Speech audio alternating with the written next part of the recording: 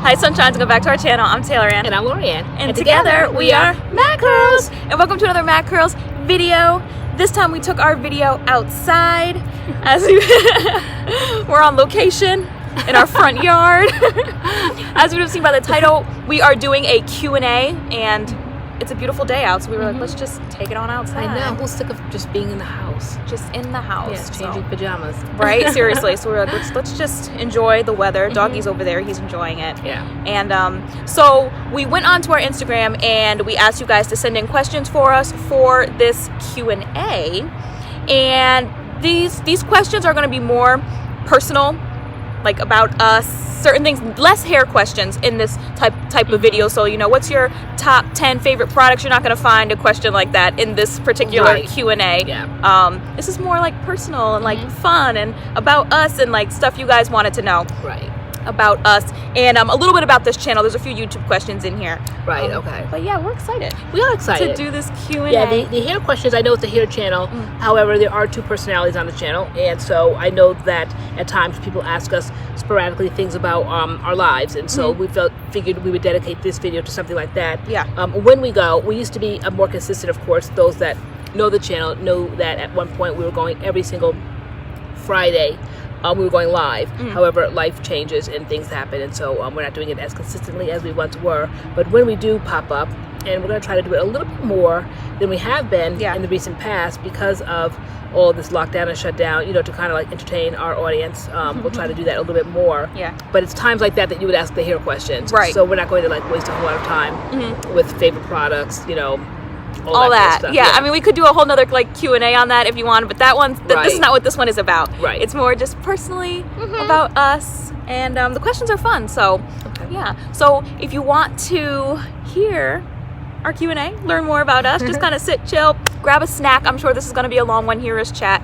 Then please keep watching. Please keep watching. Okay, so I have my iPad here from where we pulled from the questions. A lot of the questions we got were repeats. A lot of you guys were asking like the same thing, so we're gonna kind of like generalize like the question and just kind of speak about a topic in general. Okay. Kind of like that. So the first category is YouTube. You guys wanted to know about the YouTube channel. So how did we start the channel? Was a question that came through a lot. How did we start MADCURLS? Right. Girl, how did we start MADCURLS? Girl? Okay, we started MADCURLS at a time in life that was like perfect for us. There was a channel that was in existence at the time, and it was the channel was called It's TaylorAnne. It was your channel, your YouTube channel. But when we opened up, or kind of like added to that channel, widened it, broadened it, when I came on, it was kind of sort of like a fluke thing. Yeah. I had the It's TaylorAnne. I had my Instagram, It's TaylorAnne, and then I had a YouTube channel, It's TaylorAnne, but I was more on Instagram, but I wanted to expand the YouTube channel, but I just didn't know how, because YouTube is more talking. It's less like, you know, music and 1-minute videos, and my YouTube was just flopping. All the videos I was putting out was just like so boring, it was flopping. So I asked you one day, I was like, you know, come on my YouTube channel, let's do a video together. And the people that were subscribed at the time really loved it. They're like, oh my gosh, I love your mom, let's bring her back. And I came on initially as a guest. Yes. So to speak, a guest. And the name at the time was It's TaylorAnne. Yeah. And I came on as a guest because I had just big chopped my hair. Those that are familiar with the channel know the story, but those that are not, this is what the question and answer, the Q&As are about. Those that are not, I had just big chopped and kind of felt like insecure, like maybe most of you might. If you big chop, you just feel like it's an odd thing, whether you do it out of necessity or out of choice or out of starting your journey. It's just a place where it's just odd. I felt odd, like for once in my life I felt kind of like out of my skin. So you at one point tried to kind of give me confidence, and you brought me on the channel, and or I think you brought me just simply on your Instagram, like a 1-minute Instagram or something. Yeah. And people loved it. Loved you. And so I was like, you know, come over to my YouTube. Like, let's see what we can do on YouTube. And I'm a talker, so this is definitely my genre. I love to talk, so this was perfect for me. Yeah. You not so much. So yeah. Bringing us to the next question: what's our biggest challenge on the MADCURLS channel? And I would say definitely our timing and kind of how we want to make videos. In the beginning, it was a big issue because I wanted short videos. I'm like, you know, people don't sit here and do 40-minute long videos on YouTube. Nobody's gonna watch that. And we like would butt heads on that, how long, and you could see me in some videos, like the longer the video went, I'd be like tightening up, like this is getting too long, this is getting too long. I was just really uncomfortable with the whole idea of super long videos, but because you love to talk.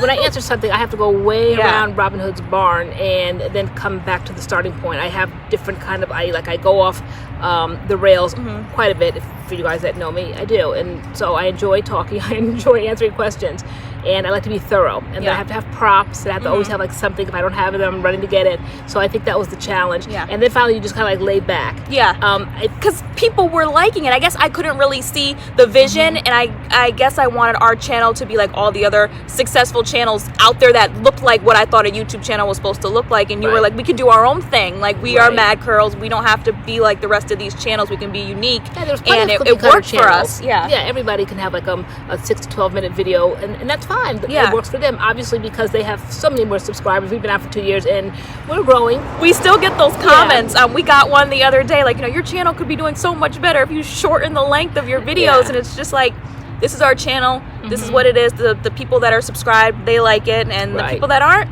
go find something else. I mean, like there's so many don't channels, like it, so many genres. Cool. Even within the genre, there's so many different channels in the hair community. So if people don't like long-winded videos, then this is definitely not the channel for you. If you like kind of like story times, us going off the rails as we're putting products. Some people just show you what the product is, and you'll go on with maybe their hair like this. Next thing you see them in the shower. Next thing you see that they're holding up the bottle of what they're going to put in their hair, and next thing their hair is done. Whereas we don't edit. We don't barely edit. And you see the whole process of us putting the products in the hair, discussing it, and whenever something comes into our minds, we start discussing it. I mean, like you said, very little editing on this channel goes on, and we enjoy what we do here. Right.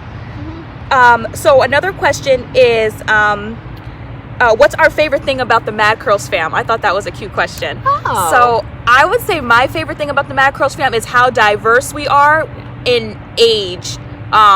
And how it works for us. Like, we really are like a fam. If you come to our YouTube lives, it's other people everyone's greeting everybody. You guys just don't come and sit and stare at us and us talk to you the whole time. Even though we're talking, there's also other conversations going on in the chat, and people have made friends, Facebook friends, Instagram friends, just from our Mad Curls live streams and in the comments. Like, you guys care about each other on a personal level, and I just love that about the Mad Curls fam. All different ages, people in their 70s, people who are teenagers, everything in between, all different races. It's just, that's what I love about the Mad Curls fam. I would have to say the same thing, the love and the support. And I'm 52 and I've never seen anything like it before in my life, to have so much adulation for somebody like who am I, but you guys really have that respect, you really have that love, and it was something new to get used to when we first opened up the channel. With the two of us, like if we'd go to New York to an event or something, and we'd be walking down the street and we would see a Mad Curls fam, and they would like recognize us. It's like, wow, like people really like who are we to recognize? So that was something that I never experienced in my lifetime. So that has been fun. But yet still, like, we keep all that in perspective. Because, like, who are people who are like so-called quick stars? Influencers. I don't like see that. I just don't get that part of it. Yeah. I mean, I appreciate it because I know that's what social media is. People make their favorite influencers like something big, but you have to keep things like this in perspective, because easy come, easy go. And this time in our lives, people are seeing how easy come and how easy going this stuff is going. Okay, so if at one point you thought you were somebody, like, we are all like nobodies right now. We are all going through the same thing. So that right there keeps everything in perspective. Girl, tell them. Go. Yep. All right, so the last one as far as YouTube goes, this one came in quite a few times. If I move out, when I move out, will there still be a Mad Curl? So if I decide to go live on my own, or say if I get married and I leave or something, what happens to the Mad Curls channel in the future? So I said for that, personally, there was a point in my life where I thought I wanted to live in another state, but as I get older and move into other phases of my life, like I want to get married, I want to have kids, I don't want to be away from my family, and my family's in Connecticut. So right now, I don't see myself moving out of Connecticut, but if I ever do move out of the house that I'm living in now and I move somewhere else in Connecticut, I don't see any reason why we still can't film videos just because we don't live in the same house anymore. We would just like meet at somebody like each other's houses or something. This is a great thing that we have going, and we always keep saying we don't want to lose it. Like, as long as we still have people watching us and liking our content, why would we ever want to lose that, no matter what kind of happens? It takes the two of us to make it work. It's my personality, it's your personality, it's me doing something crazy, going off the rails, it's your expressions. Like, when things like that happen, you have to watch Taylor's expression to really appreciate the moment. So it's not like I could run this channel by myself, or you could run it by yourself. Yes, we have individual videos that we kind of did a little bit last year. And you know, they're successful. Are they as successful as the I don't think they're good. People like them. People like us. They like us together, like us individually. But I think they like us the most better when we're together. Like when we're together. So it's something that we're dedicated to, committed to, and we know that we have to be together in order to do this.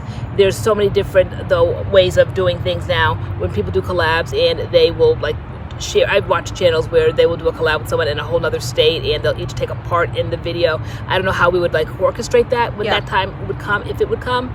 But MADCURLS is here for a while. We're here. We are here for a long time. Okay. So yeah, those are some of the YouTube questions. We are going to move on now. Okay, so the next group of questions, let's get to the juicy stuff. Let's talk about dating, and dating in my case, marriage in your case. So there were questions. People wanted to know about my current relationship status and what's going on in my kind of love life. So I've been single for 2 years now, and I am starting to dibble and dabble in dating, speaking to people, getting to know people, but I am currently single right now. But I'm completely open to dating, and it's a little hard right now with the current world situation, everybody closed up in their house, but I'm taking kind of like the Love is Blind mindset. Just having conversations with people, not even like the physical, like going out with people, just talking to people and getting to know people and practicing my conversation skills. And I have to say, as a mother, like, good luck to that generation and moving on past that. Like you and Spencer are millennials. Adam is Gen Y or something. One of them. Good luck. Like, nobody wants to like make the first move. The guys expected the women to make the first moves because women want all these rights, and like it's just a mess. What I see it's from hard. Like, the sidelines, it's like a mess. It's hard. Everybody texts. Nobody can talk in person. It's the oddest thing. And, it's a lot of online dating apps, that kind of thing. It's hard. It's very hard. So, but that's kind of what I'm opening myself up to now after 2 years. So that's where I am, but currently I'm not in a relationship. So next, there were a lot of questions about you and Mad Dad. They wanted marriage. The marriage. They want an update from the update. It's the R-Truth update. It's funny. I'm a funny kind of a person because I love to talk, and there are times that I feel more at liberty to speak and share, and then there are times where I'm just kind of like in a place of confusion myself, so I really don't feel comfortable sharing. However, I knew that when we put out a Q&A that in all rights to you guys. I hate when people do that kind of thing, Q&A, and you want the main question answered and they don't answer it. So I know everybody wants to know about me and the Mad Dad because we put our life out there. This is what, this is what you get, my mother used to say. This is what you get. So in all fairness to you guys, you definitely deserve an answer. I put my life out there, and it's just, I don't even know like where it's at right now as far as I'm concerned. Before this whole thing with this the virus came up, I knew where I was heading, and however, I don't want to really speak too much because then you start getting into legal matters. But if you guys can all kind of like follow where I'm at, but everything just kind of came to a standstill. Okay, so that's where we're at. I know at one point we were the relationship was completely severed. Then for those that follow me on Facebook and those that kind of like know us, I kind of saw the pictures and all that, and I really tried, guys. I really did try around the holidays. I was very excited. I think it was October for like Halloween he was here, November he was here, December definitely here, and then New Year's Day it all went crazy. It really did. And I really tried, but it was something that I just could not stand and tolerate. That was not going to be acceptable, and I blame both of us on it because like when you have a marriage, you don't separate to that degree.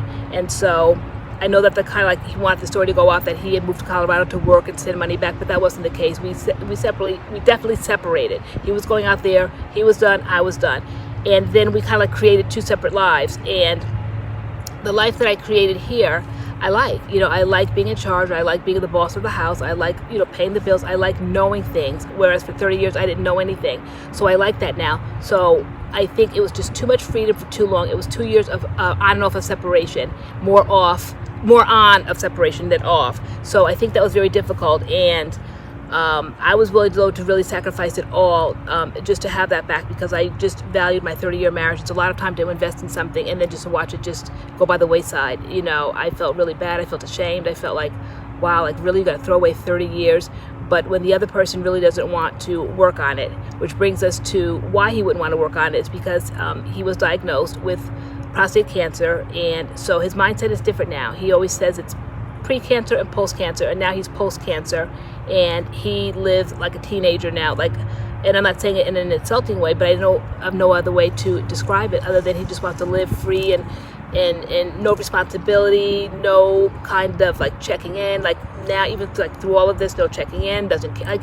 I've never seen this side of him, and it's a person that I don't want to get to know better, because he's not who I married 30 years ago. He's entirely different. And sometimes cancer, I guess, says that to people. So it's sad, but at this point, it's really kind of like at a standstill because of the situation we are in the world, and everything's shut down, courts and all that, so I can't really kind of like move forward. And sometimes I allow that to be like God's hand, like staying my hand to see before I do anything crazy or impulsive. But it's really not impulsive. It really was a thought out thing. I have to think about my future and what I invest in this marriage, and to make sure that I'm going to get everything out of this marriage that I deserve. So unfortunately, everything is at a frozen point now because no one can move forward in it. Yeah. But as far as the mending of it, it doesn't look like it's going to be mended. Mm-hmm. And so that's why I want to speak freely about that for people that were like looking at me as a poster girl, the inspiration, you know, about marriages and how like I was going to like wiggle. I'm not going to be phony about it. I'm not going to say, oh yes, everything's great, like we can work. And I'm going to say, no, it doesn't look like it can be worked out at this point. No, it's too bad. You know, it's a shame. But and I would say, and I'm not one to put blame on people, because I take blame to the point of I'm very self-deprecating. I will take the blame for everything. I know I was a pip. You know, I know that I contributed to it, but you have to be able to have somebody else take the blame on the other side. Mm-hmm. And if he thinks I'm gonna like sit here and have him list all my faults and he doesn't own any of that, like I can't do that. He doesn't want to play fair with that, and I can't do that. So it's sad, but yeah, at this point, we're not moving forward. Yeah. And I know sometimes, I know in our last video there were some comments for the R Truth update. People want to know like how I feel about the situation, or like where I'm at. Honestly, I mind my business. Like I'm 26 years old. I'm an adult. I have my own kind of stuff going on. I don't get involved. Both of, you know, they're both my parents, my mom, my dad. It's their business, and that's basically it. I have a relationship with both. Obviously you, because I live in the house with you, and we're super, super close. It's funny how you Spencer and Adam have always been that way, that you would think that they would be closer to me. You guys know I'm a talker. You know that I love to express my emotions, and that you think I would have a house full of kids that I could poison. But they've never been like that. I raised them, I guess, perfectly. It sometimes gets on my nerves because it's like they won't say a word. You know, I might be upset about something, and they're just like, I mean, they make noises, and they'll change the subject. They have no opinion about anything, which is really good and really healthy. And that's when I see I've raised my kids right, because it's not like they have turned against him and they're like on my side. There is no side to be on. It's a horrible tragedy. It's just hard. I think that's how me and my brothers take it. I think we have feelings about it. We just don't talk about it because we just don't talk about it. Yeah. It is what it is. I don't know. So that's that. For those that are following that part of the journey, if anything changes in the future, you know, I'll be the first to let you guys know. Yeah. Okay. So let's talk about something else to kind of lighten the mood. Okay. All right. So moving on to some other questions. I actually call this category other because they're just other types of questions. So one that came up and has come up, which we've mentioned before, but we're going to do it here now in the Q&A. People want to know what our ethnic background is. So what is your ethnicity? What are y'all? Came in a few times. You told me I had to like shorten my answers because we had like, 70% on the camera? Yes. Okay. And so I don't know if we've ever addressed that. I know at one point. A few lives, People were giving us like we should do the hashtag. What was that? What was the hashtag? Hashtag mixed tag or something all like of that. All right, I'm 52. You're 26. I was raised by my mother, and she was raised by her mother, and we are of the school of thought that we were raised black. To fine-tune it, I'd say I was light-skinned black. Until my kids got just enough education to be dangerous, and they told me I sounded insane. Stop saying you're light-skinned black. There's no such thing. There's no race as light-skinned black. Mom, stop saying that. But it worked for me for, I'm 52 now, so I would say probably about for maybe 48, 49 years, I used to tell people, they'd say, oh, what are you? And I'd say I'm light-skinned black, and people were like, okay, because I guess we're all around the same age, and people like felt like that was a category. But since then, I guess I found out there is no such a category as a light-skinned black. So I am African American.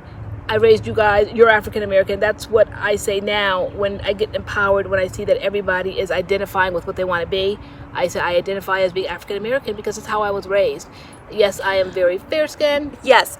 Okay, and you've said that before on a live stream too. You are African American. That's in your that's in your DNA. As if you're like you're Rachel Dolezal, and you're just like, oh, I'm just gonna be African American today. No, you are. Okay. But the thing is that there's probably something more there, and we all just don't know what that is.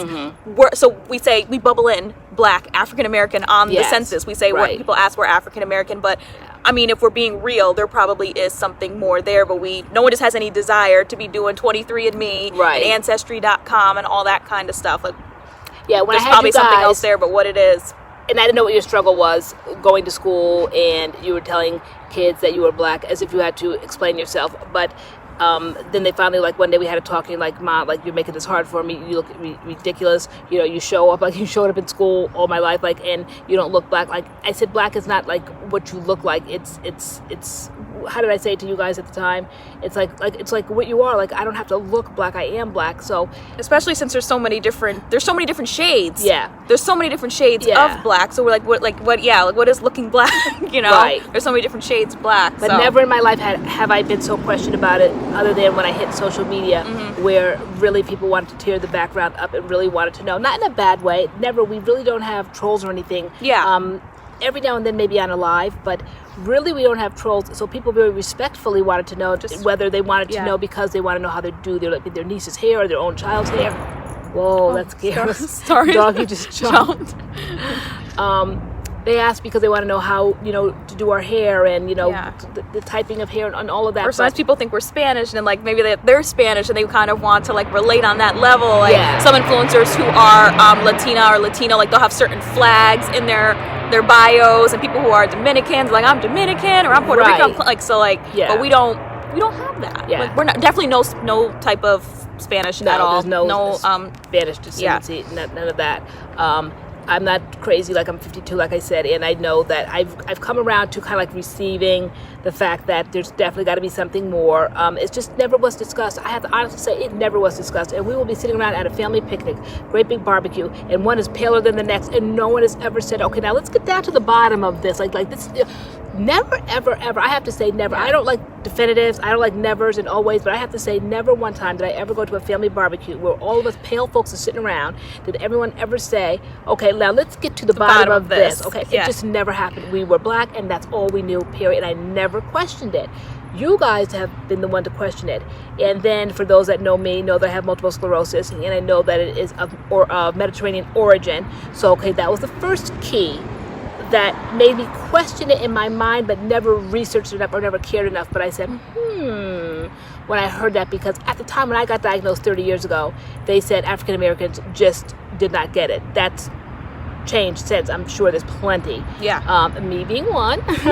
But at the time I said, okay, there's got to be some sort of mix there, okay? And that would maybe kind of like receive what you guys were saying when you guys grew up. I mean, there's a little bit on everything. There could be like a little bit of this race over here with my grandfather, a little bit of this race on my dad's side with my grandmother. But like, you didn't want us going to school saying, well, we're 1/4 of this and we're 1/3 of that and we're 1/4 of. So you were like, that was like one of my like we're pet sheep peeves. and goat and shark, and like you didn't want us to have like a whole long list. So you were just like, you're African American. Yeah, it was a pet peeve growing up when kids would do that. Like I got 1/8 of Indian and I have 1/3 of Irish, and like I'm 1/4. I'm like, stop, like you're black, okay? And that would drive me crazy.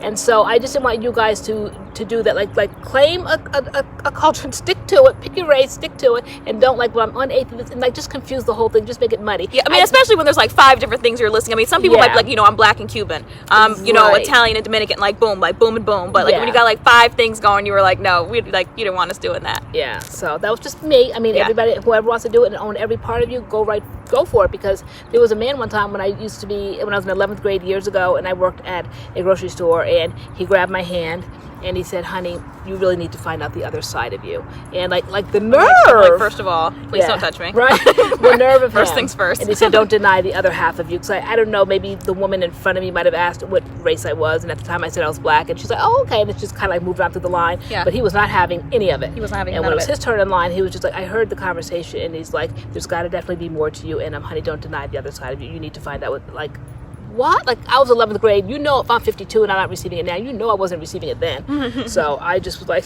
okay. It was weird. But, yeah, so right. MADCURLS are black. Yeah. So you did mention here that you have MS. So that was one of the questions. How is your health doing? There were a few questions coming in on a few of our videos, like, is LoriAnne okay? It was some of the videos where you were wearing red eyeshadow, and people seem to have an issue with the red eyeshadow because it makes you look like you're crying or something. I know, guys. Please address your health and your makeup. Okay, guys. How you do your makeup.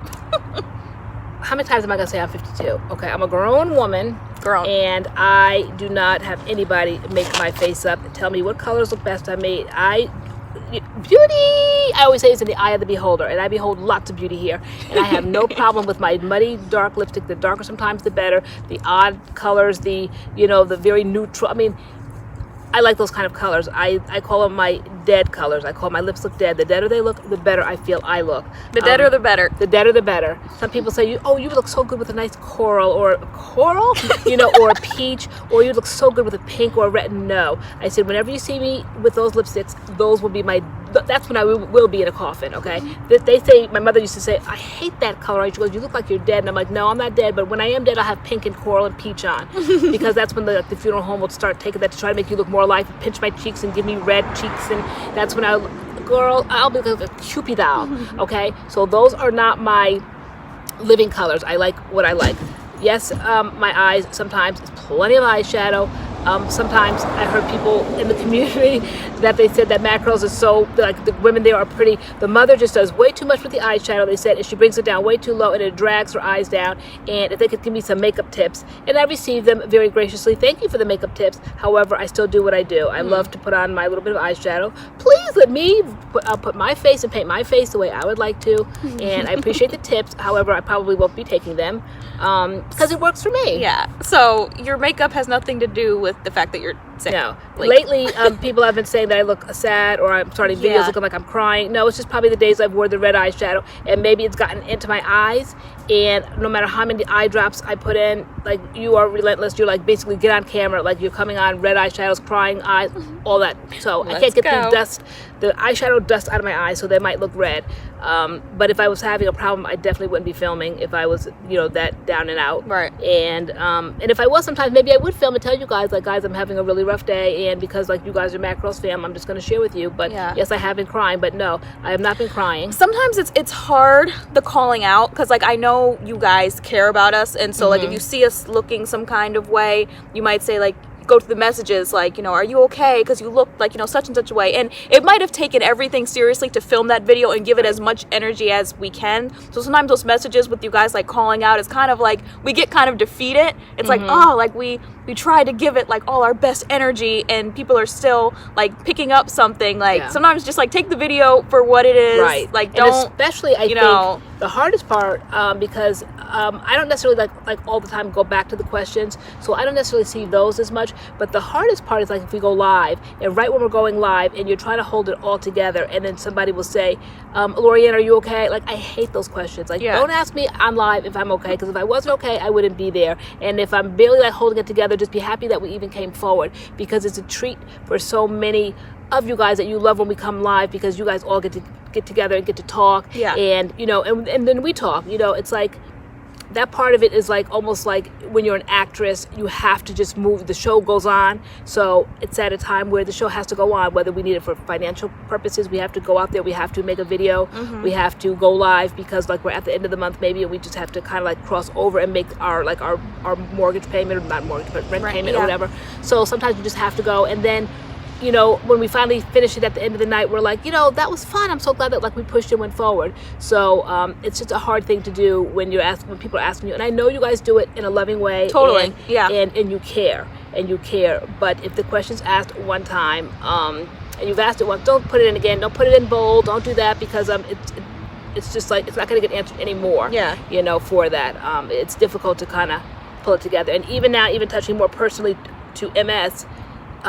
You just never know how much strength it takes some time for somebody with multiple sclerosis to get up, to take a shower. It just wipes you out. Whereas most people get energized and they come out the shower and they're ready to go. No, when you have multiple sclerosis, a shower will wipe you out for the whole day. It's all I can do to keep moving forward, to put on a pair of pants, to put on a shirt.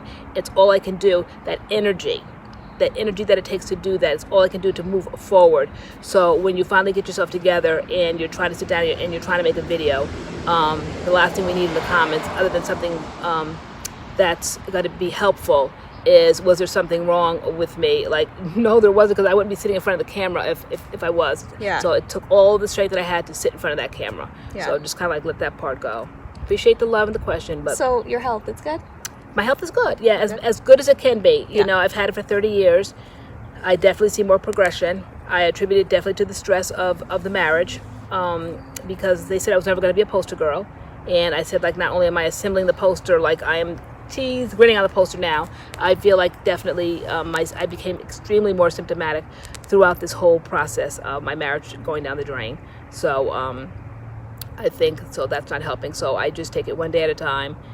And it's definitely a struggle. My mobility is off. You know, my walking is off. My balance is off. My memory, at times goes in and out. But I just thank God, because it could be so much worse. It really could be so much worse. Yeah. So I'm just glad that I'm able just to get up and do what I can do. Mm-hmm. Yeah. So thank you for asking. So one last question for somebody asked, how do you keep positive in hard times? And the question was directed at me, but I think we both can speak on it. Okay. How we stay positive during hard times. And it's funny that the question was asked, because I typically do feel like I'm a little ray of positivity and sunshine, and I have been hearing that a lot lately. You have been, yeah. And I really don't feel it. Ever since this whole mess with what's going on in the world kind of kicked off, I feel like I've just lost all my positivity. But I still try to get on Instagram in our videos and smile and be everything's fine, but even last night, I was just laying in bed talking to you, and I was just the last rose of summer, and I'm so hard and I'm so intolerant. I was just you really were intolerant last night. You were just because I think I was raised, I wasn't raised by my grandmother, I was raised by my mother, absolutely, but my grandmother had a huge voice in the house. My mother was a single mother, and she had a huge voice, and my grandmother did not buy into any of this pity party. She used to always say, pull yourself up by the bootstraps. Or one time she was diagnosed with cancer, and then she said, most people say, why me, what happened to me? She goes, and I say, why not me? Who am I not to have, so I have that my grandmother has, that hardcore pull yourself up by the bootstraps. I just don't do pity parties, but then sometimes I do, and then you're okay, we're not doing. I think at times right. I can get a little pity party-ish, not like we do it differently. Mm-hmm. Where my pity parties come from maybe insecurity, something surrounding my walking or something, especially more so when I got on the channel, we had to do New York, and I'm thinking all eyes on me, when it was kind of a secret. Nobody really knew I had MS, and I was trying to hide that, and you're Mom, you're fine, Mom, you're fine, and so you're my cheerleader in that part. I try to be a cheerleader, but maybe I'm not as delicate as a cheerleader as you are, because I said last time, you're this is aggravating, because for me, if I'm gonna get real personal, so we make our money from YouTube, which is how we've done it for 2 years, even though I have a degree in education. So this year I decided to start substitute teaching, and our YouTube was doing it we make our money and we split it. So it seems like a lot until we split it, and it's right. half of what we have. So it's really not a whole lot of money when we split it, and we each get a portion of it. So I was barely making my bills just with the YouTube videos we were doing. So I decided to go back into the teaching field this year, and I had just started saving money. I had just started feeling comfortable paying my bills, paying my rent, doing everything. Everything was good, and then this whole mess happened, and they shut all the schools down, and now my money is gone again, and now I'm back just living basically paycheck to paycheck barely with YouTube. And for me, that's an insecure spot for me as like 26 years old, I feel like I should be more financially secure of sorts. And I was starting to feel that I had a full-time job, I was working, and YouTube was basically like my play money, and now it's back to being my full income again. And I'm like, and it's stressful. Now I'm back thinking, what should we film? How long should we film it? What do the people want to see? Like it sucked the fun like right out of it again, and now I'm back like stressed. So that's basically where I was last night. And you were like, it could be so much worse. You could not have a roof over your head. You could not have food on the table. You could not have YouTube. And because the way we worked it out, and there's so many other videos that we have the R-Truth video, and then the update on the R-Truth, and then the year later we just did kind of like an update how many months ago? I don't know, 5-6 months ago. So we've kind of like explained how we do things around here after me and, as you guys call him, the Mad Dad, broke up. And so how we did it was like we literally just kind of like did like college roommates, and we just split everything down the middle. I really didn't know how else to do it because I never worked a day in my life. I was a stay-at-home mom, and my husband's income was my income. And so when he left, like, what am I supposed to do? So we did that part of it the way it worked out, because I knew like what I was entitled to, like send money back if you want to go out and be a teenager, like go do that, but I still need money to run this house. So I have to say, in all honesty, he does do that part of it. So that money, along with like my 2 adult children's money, we did everything 3 ways. Just split it up 3 ways, and that's how we do it. So I think that's where the stress is coming. So like when people say like, oh, you still live at home with your parents, like, no, like our names are on this house. Basically, it's like you're like a roommate. It's like I'm renting this house just as well as you're renting the house. We redid everything else. We all pay for everything. I redid the lease, and so that like we kind of like are doing that, so it's the 3 of us. It's no longer like me and my husband at the time that were on the lease, like they were raising the kids. No, now it's like this is everybody's equal residence. We are all equally responsible for this residence. Nobody can just like get out of the lease. I just feel like I'm always like the link in the triangle that's always like on the struggle bus, and I had just gotten off the struggle bus. I was feeling good, I was at work, I was making friends, I was being social, and I'm like, and it all just got snatched away, and I was like, now I'm back like financially struggling again. And so we were saying all that to say how we stay positive. It's a daily thing, and you have to, it's almost like people are like, happiness is a mindset, positivity is a mindset. You have to force yourself to be positive, like this is going to be okay, and it's contagious at the end, like, because it can all come tumbling down. Like if we allowed ourselves to get into that last night where, okay, so now you don't have the job, so now you don't have an income, so now like it just starts getting like, it just gets like it's like a rabbit hole, like a dark hole. You start spiraling. And it can be extremely depressing and gets you down. So I think that we both are never down at the same time. I really don't see where we're ever down at the same time. No, last night was definitely my moment, like laying flat on my stomach, tears rolling, like like drama. Just upset, like really upset, and I'm like, Mom, like sometimes I just need to talk about it. Like I don't always want to be the ray of sunshine. Sometimes I'm like, I'm having a moment right now, and then I woke up today and the sun was shining through the window, and I was just like, okay, I feel good today. The sun is out. This is like, it's gonna be okay. But I feel like somewhere this is a unique time in everyone's life. This is something so unique. There's no map, there's no diagram how we're all going to unravel out of this. So I think that there were the haves and the have-nots, and now like everybody's created equally now. And if you are a believer, if you're a Christian, we're Christian, we're believers. We really think, like at this point, believers really think that God is like trying to speak to us. I saw something the other day that said, we thought that, stars and athletes were something. So God took away that. He took away the NBA and the NFL and all that. You thought that money was everything. Like He shut down the banks. I mean, there's so many things, like if you're a believer, that you could like really read into this. And so I say, like, this is a great time and a bad time to be alive. Like you're not alone in this, and they're trying to put packages and stimulus packages and things together. And so who knows how we're all going to unravel out of this, but we just don't dwell. You can't help but not think about it, but we try not to dwell on it, because what is that going to do? Right, what is it going to do? So I think you just have to force yourself to think positive thoughts, and just if you can think nothing else, just like know at the end, like it's all gonna be okay. However it turns out is how it's supposed to turn out, and it's gonna be okay. Like we get lost in like movies, like we'll pick something. But to me, that's always something that I like to do. I think there have been videos that we filmed where I'll say, after this, if I'm good, I'm like, can we watch like Staying Alive, or can we watch this? And you're like, if you're good. So I think I like to have like a movie that I can look forward to like later on. So I'll say, can we watch like the Harry Potter like a marathon later on? And you're like, if you're good. So we look forward to something like that, or maybe something good that we'll cook, later on. We used to like run out for ice cream, but you can't really trust any place we would go. They have all like little fixings all out in little bowls and a spoon. Like we did that really as much as like 2 weeks ago, and I can't even believe like we did that at the time when I was doing it, as I was scooping up the sprinkles, thinking, because it was going on at that point. I'm like, what am I doing? But I just kind of like went for it. But everything is so different now, and so we don't have like those little treats, a little food that we can go out to. We used to love to go to Stu Leonard's, which is this huge grocery store in our town, or not in our town, but like in Connecticut, and those kind of like simple pleasures just don't exist anymore. So we really have to take fun in each other and our lives. Like we look forward to Spencer's the only one that is an essential worker, so he's the one that's going out, and the rest of us are stuck looking at each other every day. But like that's something to look forward to. Oh, Spencer's coming home. Yeah, literally we get excited. Like we tell a dog, we're like, Spencer's coming home. Yeah, and like he comes in as much of a ray of light as he can be. Yeah. But the fact that he's not a ray of light is like the funny part of him. He's just like the only person's face we haven't seen all day, so we get excited when we see him. Like, oh my gosh, something new. Someone's coming over, basically. Yeah. So it's just little things. I bought 4 toothbrushes the other day, Oral-B, and I bought and gave one to all of us. Like I got one, you got one, Spencer and Adam got one. I'm like, hey, I bought everybody a toothbrush. Like, okay. So it's little things, really. It's like, it's not always the big things. That's what I found in life where I created the most memories.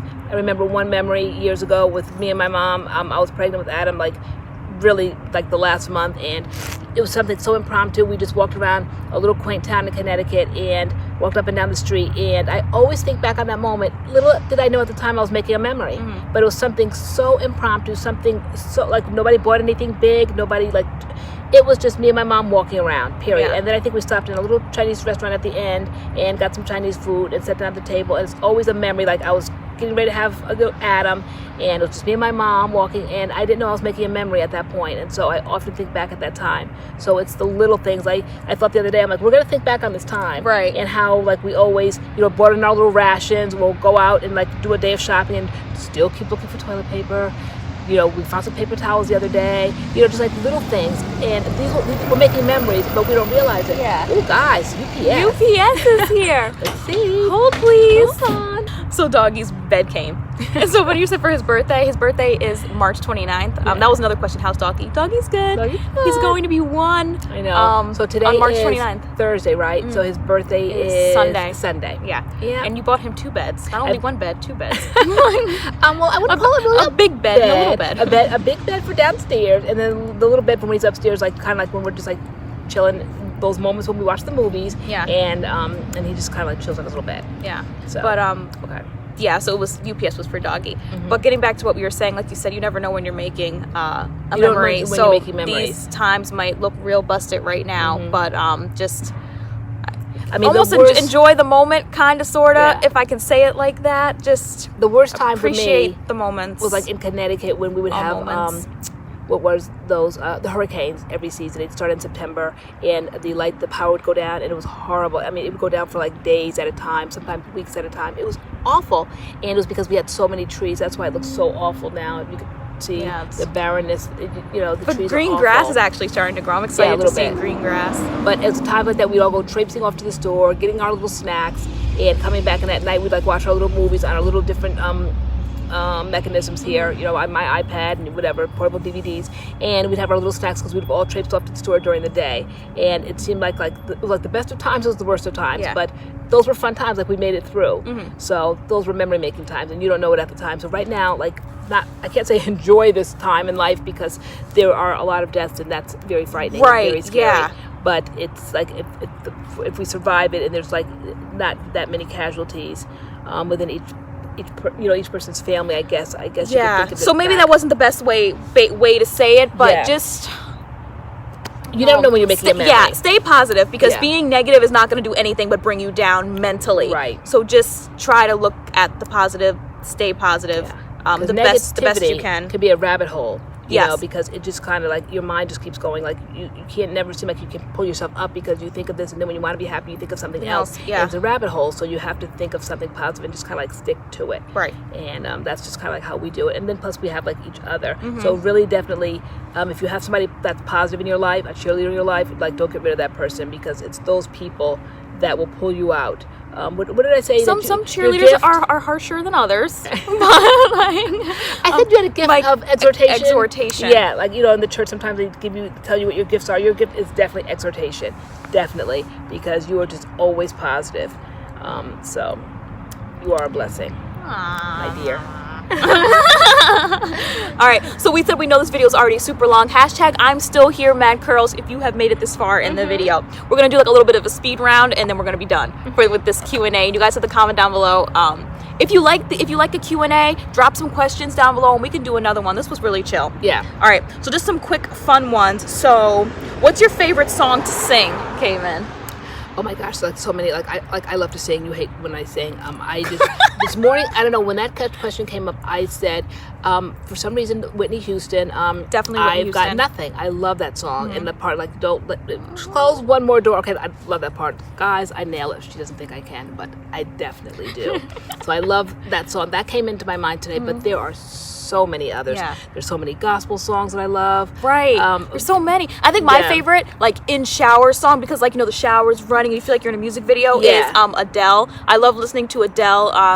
All I Ask or Hello or any Adele songs. I just feel like I'm just in a music video in the rain. Like definitely gospel songs. Yeah. All kinds of gospel songs. Mississippi Mass Choir is one of my favorite choirs. Yeah. So I definitely love all albums, all Mississippi Mass albums, even including the Christmas ones. I just love Mississippi Mass Choir. We gotta get you some choir robes, girl. Right. But yeah, and that's a hard question because there's so many. Like when you love music and you have so many different artists, there's so many songs to sing.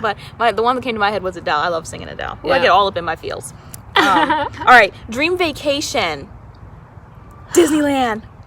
And that's probably so regular, but I love Disneyland, California. That's a dream vacation. Like, I want to go to Disneyland. And I haven't been in years, but just send me to California. Send me to Disneyland. Wow. And just let me be in Disneyland for a week every day. All right. And I need to go with a real Disney lover. Because the last time I went, it was just like, where are the adventure rides? Like, no, Disneyland is an experience for the Disney lovers, which I am. Disney California or Universal. Because I wouldn't mind going to Harry Potter Land down there. So maybe send me to Florida. Okay. Down there. But I love Disneyland, California. And then I've always wanted to go to Disney World in Florida. Never been. So and I'd love to go to like Harry Potter Land, all of that.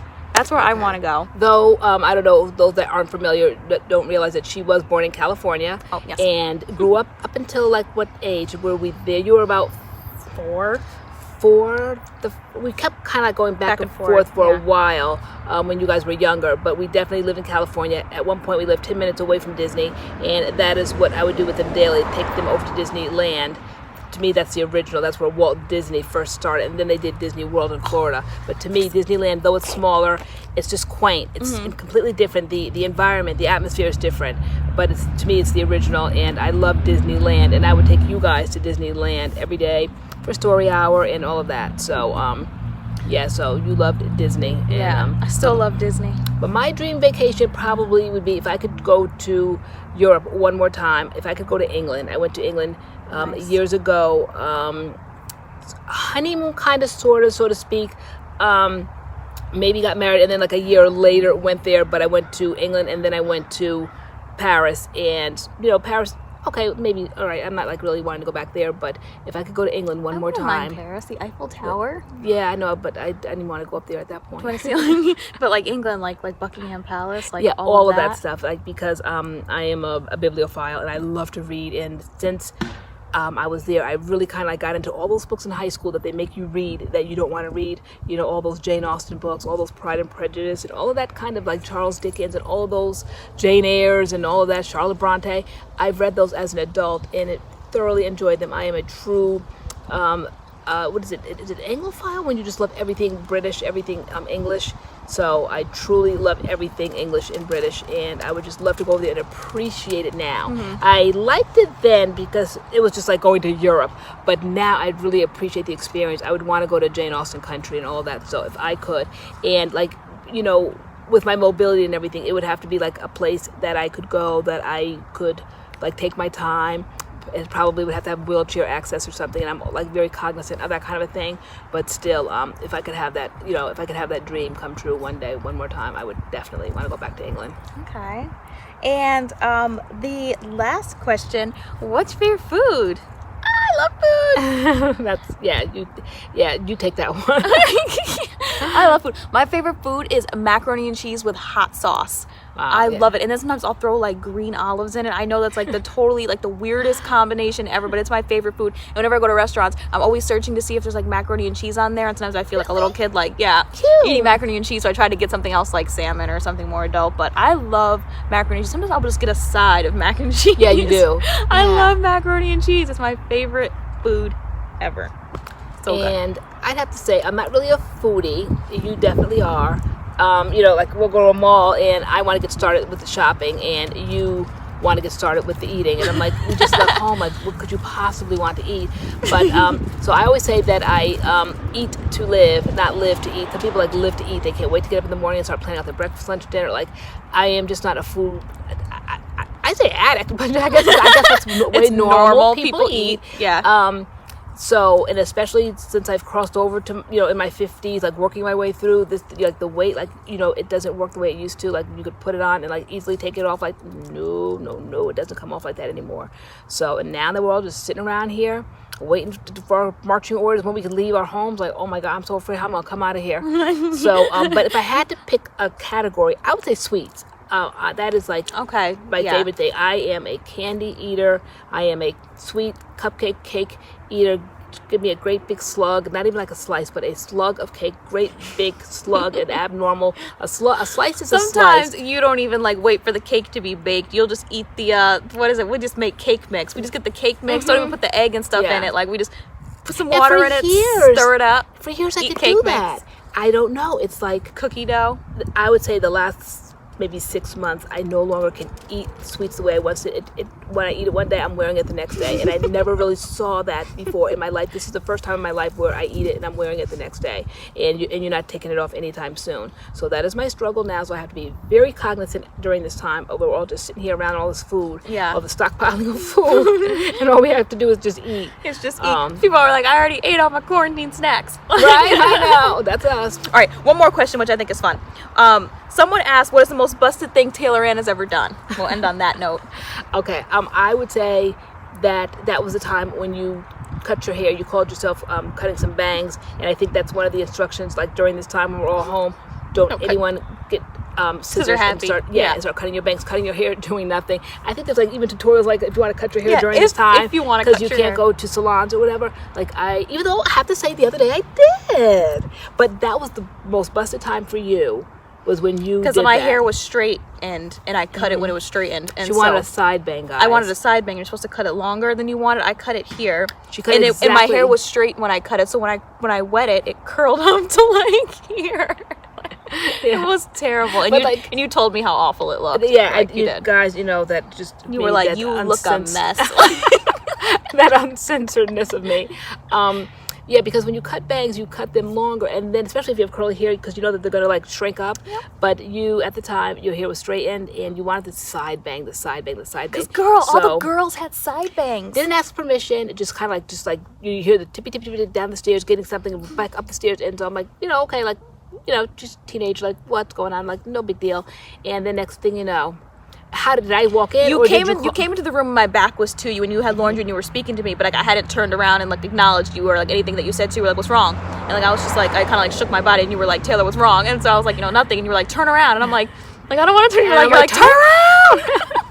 Turn around, I said. And when she swiveled around and turned around, it looked like hay. They were just like they were like just sticking out at that point, just like how like bangs get like. Guys, because like you're supposed to take, I guess, like a roller and like roll them into place. Like at the time, they were like my hair was straight, so I just cut them straight across. And when the scissors were done and the hair fell, they went like so. It was just like people like master stylists. They really know how to cut, and they have like they give them like texture. Like some are longer, some are shorter. Like they just really compliment. They were just like straight across, and then they were just sticking. They were just like short, and they were gonna draw up. Guys, it was a hot mess. Then the next day she had to go back to school, and that age, like kids are relentless, and she just begged. I'm like, there's no sense in like taking off for time now because you can't stay home for the rest of your life until they grow back. Yeah. So I said, nope, off you go. begged, cried, tears. Nope, off you go. I went to school and I texted her and I was like, Mom, I really want to come home. And all you did was picture message me back the scissors I used. You were like, have a good day. Yeah, like how did I do that back then? Because I think it was Blackberries back then. Yeah, we had flip phones, but like, I got like the razors or something. Yeah, you took a picture of the scissors and you were like, have a good day. Yeah, I'm like, have a good day. All right. Basically, you're not coming home. Well, this is lesson learning time. Tough love. All right, guys, this has been so much fun. Comment down below some more questions for another Q&A if you are interested in us doing another Q&A. Yeah, if there's something that we did not mention that you wanted us to talk about, again, kind of like stick to like our lives, not really hair questions, unless you do want there will be another time where we will post where you guys can ask us hair questions. Maybe we'll do a video like this, just like straight hair questions that you guys want to know. Okay. But yeah, definitely comment down below for like another type of Q&A like this. And yeah, so thank you so much for watching, and we shall see you in our next video. See you in our next video. All right. Bye.